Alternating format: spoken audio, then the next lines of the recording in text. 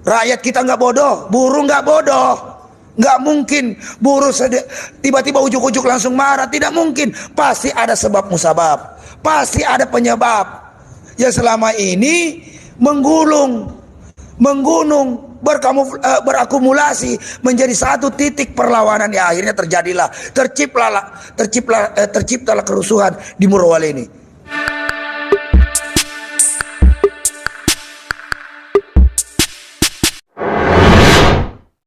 Presiden Republik Indonesia Joko Widodo memerintahkan Kepolisian Negara Republik Indonesia, Polri, untuk menindak tegas para pelaku kerusuhan di PT GNI, Morowali Utara, Sulawesi Tengah.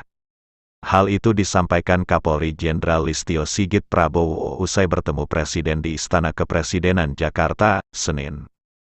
Yang jelas beliau memerintahkan kepada kepolisian untuk menindak tegas pelaku tindak pidana atau perusakan dan pelaku pelanggar hukum, serta mengungkap seterang-terangnya peristiwa, ujar Kapolri dalam konferensi pers dengan wartawan di Istana Kepresidenan Jakarta, Senin.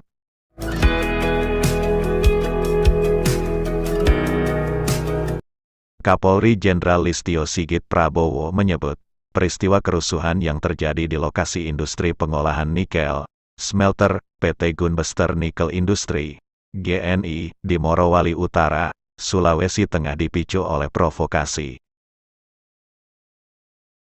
Bentrokan ini mengakibatkan adanya korban jiwa baik pekerja lokal dan asing. Kapolri pun menyampaikan bela sungkawa terhadap para korban akibat kerusuhan ini.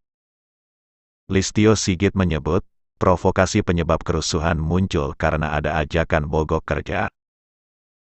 Selain itu juga ada beberapa peristiwa yang terkait dengan masalah industrial yang saat itu sedang dirundingkan. Kemudian muncul viral seolah-olah telah terjadi pemukulan oleh TKA terhadap TKI, sehingga inilah kemudian yang memunculkan pengaruh provokasi dan kemudian mengakibatkan terjadinya penyerangan, tutur Kapolri di kantor Presiden, Jakarta, Senin, tanggal 16 Januari tahun 2023. Menurut Kapolri, kepolisian telah menangani peristiwa tersebut. Sebanyak 71 pelaku perusakan juga telah diamankan. Ada 17 orang yang telah ditetapkan sebagai tersangka. Selain itu sebanyak 548 personel dari TNI Polri juga telah diterjunkan untuk melakukan pengamanan hingga situasi kembali kondusif.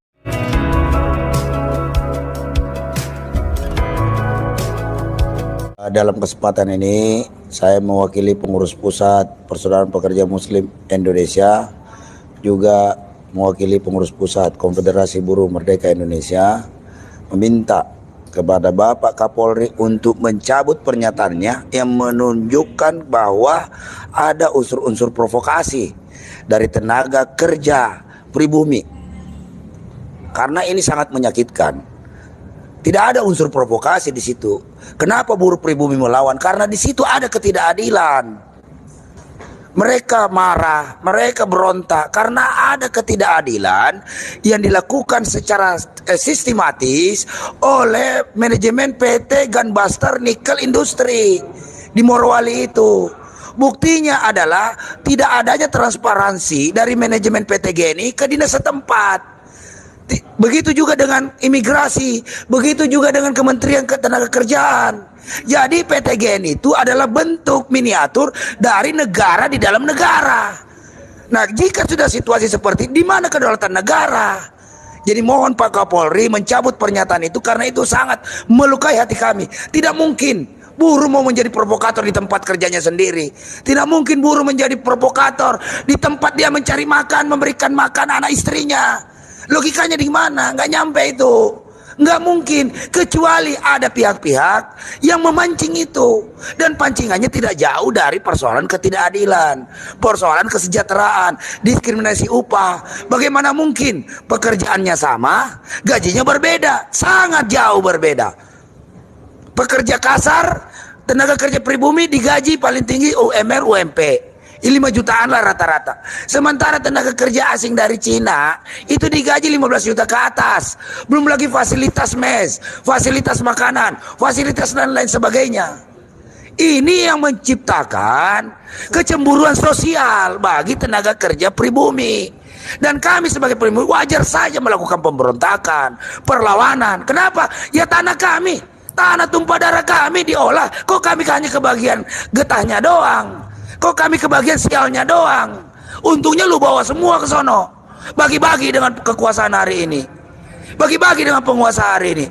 Bagi-bagi dengan rejim yang berkuasa hari ini. Yang melindungi. Perintah Pak Jokowi mengatakan usut tuntas. Artinya usut tuntas dalam hal ini adalah usut juga pengusahanya. Persoalan ini dimulai dari sebuah kekecewaan buruh dari persoalan masalah keamanan bekerja. Di mana di situ pengamanan, alat pengamanan K3-nya itu tidak lengkap. Ya kan, sistem K3-nya juga tidak sempurna. Sementara kementerian membiarkan. Ya kan, ada dugaan laporan dari serikat pekerja, semuanya tidak diproses. Nah, kementerian kemana? Menurut informasi bahwa ini semua bermuara ke Kemenko Info, Luhut Binsar Panjaitan, karena dialah yang meresmikan pabrik ini. Jangan mentang-mentang diresmikan oleh Menko mau seenaknya saja. Bahkan kalau perlu periksa juga Pak Luhutnya. Kali aja ada sangkut pautnya di sini. Ini bukan persoalan kaum buruh menolak investasi, bukan, sama sekali bukan. Kami berterima kasih kalau ada investasi yang masuk ke Indonesia. Namun investasi itu bukan lantas menjual, menggadai hak-hak rakyat Indonesia. Bukan lantas menjual bangsa ini untuk kepentingan bangsa lain. Ya kan? Perusahaan itu setelah selesai menguras nikel kita cuma kebagian kerusakan lingkungannya. Yang benerin rakyat Indonesia. Pajak kami juga, pajak kami udah upahnya dipajakin, pesangonnya dipajakin, THR-nya dipajakin, semuanya dipajakin untuk membiayai pemerintah ini, pejabat-pejabat negara ini, melindungi kaum buruh. Ini malah sekarang menuding buruh sebagai provokator. Ini yang sangat sulit diterima oleh kawan-kawan aktivis buruh hari ini. Ingat loh, itu ada nyawa ini, nyawa taruhannya. Di sana dapat informasi bahwa 3 yang meninggal. Preskon dari Pak Kapolri hanya 2 yang meninggal, 1 TKA, 1 TKI. Belum lagi tenaga kerja asing itu negaranya minta tanggung jawab. Perdana Menteri Cina Xi Jinping sudah meminta keterangan terkait masalah itu. Nah, siapa yang memprovokasi ini adalah orang-orang yang membekali senjata bagi TK Cina sendiri yang di sana. Buktinya mereka bawa senjata, pipa besi. Ya kan? Itu kan termasuk senjata tumpul, makanya terjadi pertikaian. Ya kan? Nah, inilah, tolonglah, ini menjadi pelajaran kita bersama. Kawan-kawan sudah mengorbankan darah, nyawa, dan air mata hanya untuk dapat merebut hak-haknya, sudah dirampas oleh pengusaha dan negara hari ini yang tidak berpihak kepada kaum buruh, pemirsa. Dan dalam kesempatan ini kita juga mengutuk keras atas tindakan manajemen PT GNI yang anti serikat pekerja. Ada yang berserikat pekerja, mereka lantas di PHK. Dan semua dinas terkait hanya berdiam diri. Itu kan pidana. Ya kan, pengawas kemana? Polisi kemana? Ya kan? Lihat tiba-tiba ujuk-ujuk ada yang kerusuhan begini, pekerjalah yang dituduh menjadi provokator. Bukannya kebijakan. Akibat kebijakan ini rakyat marah. Kebijakan-kebijakan baik yang dikeluarkan regulasi oleh pemerintah maupun yang dilaksanakan oleh PT GNI ini memicu kemarahan pekerja buruh di sana. Ya wajar, mereka capek banting tulang, peras keringat, dibayar tidak sepadan. Satu dibayar 5 juta, satu dibayar 15 juta. Ya ngamuk, Pak. Kalau mau adil 15 juta semua, gitu loh. Jangan tenaga kerja asal Cina gajinya standar internasional, kami tenaga kerja pribumi standar UMP UMK. Yang marah kita kalau begini caranya. Ya kan? Jadi untuk itu saya minta kepada Presiden Jokowi, Menko Polhukam, Menko Invest, Menaker, Menko Perekonomian, Kapolri, Panglima TNI, tolong bijak menyikapi persoalan ini. Rakyat kita nggak bodoh, buruh nggak bodoh. Nggak mungkin buruh tiba-tiba ujuk-ujuk langsung marah. Tidak mungkin. Pasti ada sebab musabab. Pasti ada penyebab. Ya selama ini menggunung, berakumulasi menjadi satu titik perlawanan. Ya akhirnya terciptalah kerusuhan di Morowali ini. Nah, harusnya semua pihak sadar diri dan PT manajemen PT GNI itu harus ditindak tegas. Ya kan, pulangkan, tangkap, pulangkan. Karena gara-gara dia itu yang menciptakan kejadian seperti ini. Dari dalam hal ini, kami atas nama organisasi menyatakan satu, mengutuk keras kejadian ini. Mengecam keras kejadian ini. Kedua, minta kepada Kapolri untuk mencabut statementnya yang menyatakan di situ ada provokator. Yang ketiga adalah minta kepada Menakar, Menko Invest, Menko Perekonomian, Menko Polhukam turun usut ini persoalan sampai tuntas.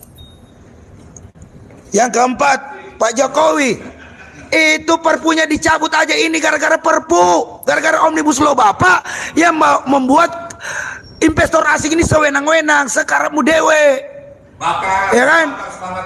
Ini yang harus Bapak, ini kebijakan Bapak inilah yang memicu pertarungan antara pengusaha dengan buruh, sementara pemerintah cuek bebek.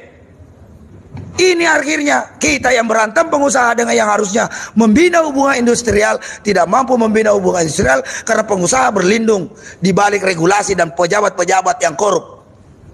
Nah, maka dari itu kita minta Presiden Jokowi untuk segera cabut itu perpunya, ya kan? Udah nggak berlaku karena Undang-Undang 13. Dan kalau Pak Jokowi tidak mampu menyelesaikan persoalan lebih baik, Pak Jokowi mundur aja sebagai Presiden Republik Indonesia. Udah capek kita, Pak. Persoalan begini bertubi-tubi. Kaum buruh ini bertubi-tubi, kebijakan Bapak menghantam kami. Malah minta 3 periode. Memangnya ganti SIM. Enak aja. Ya minta perpanjangan masa jabatan presiden, memangnya ganti SIM. Ini bukan, ini pejabat negara, pejabat kepala negara, kepala pemerintahan. Sekali lagi, kalau Pak Jokowi tidak mau mendengarkan apa yang menjadi aspirasi kaum buruh, Pak Jokowi mundur saja dari jabatannya selaku Presiden Republik Indonesia. Biar buruh yang jadi presiden. Hidup buruh! Hidup buruh! Hidup buruh! Hidup buruh yang melawan.